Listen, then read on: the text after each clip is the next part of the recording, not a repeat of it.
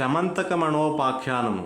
పూర్వం శ్రీకృష్ణుడు కూడా పాలదత్తంలో చంద్రుణ్ణి చూసి నీలాపనిందలు పాలయ్యారు. సత్రాజిత్తు అను రాజు సూర్యుని అనుగ్రహంతో శమంతకమణిని పొందాడు.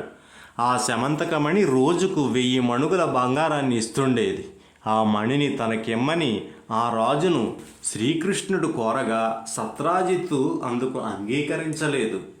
ఒకనాడు సత్రాజిత్తు తమ్ముడు ఆ శమంతకమణి హారాన్ని మెడలో వేసుకుని అడవికి వేటకు వెళ్ళాడు. అతన్ని ఒక సింహం వధించి ఆ హారాన్ని అపహరించింది. ఆ సింహం వద్ద గల ఆ మణిని జాంబవంతుడు చూశాడు. ఆ మణిని తన కుమార్తెకు కానుకగా ఇస్తే సంతోషిస్తుందని దాని కొరకై ఆ సింహంతో పోరాడి దానిని వధించి హారాన్ని తీసుకుపోయాడు.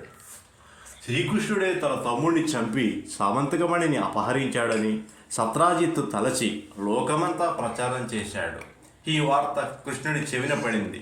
తనకి నీలాపనింద ఎందువల్ల కలిగిందని ఆలోచించి క్షీరభాండంలో చంద్రుడిని చూడడం వల్ల కలిగిందని గ్రహించుకున్నాడు. ఆ నింద నుండి బయటపడడానికి శమంతకమణిని వెతకడానికి అడవికి వెళ్ళాడు.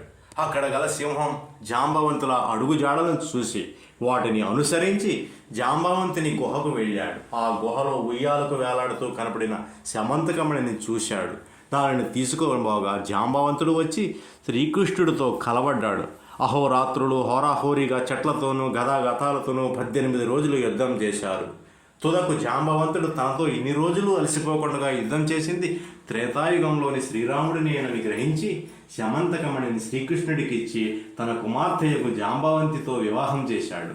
శ్రీకృష్ణుడు ద్వారకు వచ్చి సత్రాజిత్తుడు పిలిచి జరిగిన సంగతంతా చెప్పి ఆ శమంతకమణిని వానికి ఇచ్చివేశారు. సత్రాజిత్తు తన పొరపాటును తొందరపాటును తెలుసుకున్నవాడై ఆ మణితో పాటు తన కుమార్తెయకు సత్యభామను శ్రీకృష్ణుడికి ఇచ్చి వివాహం చేశాడు. ఇదంతా చతుర్దశి నాడు క్షీరభాండంలో చంద్రుణ్ణి చూసిన ఫలమని తన వారందరికీ చెప్పాడు శ్రీకృష్ణుడు.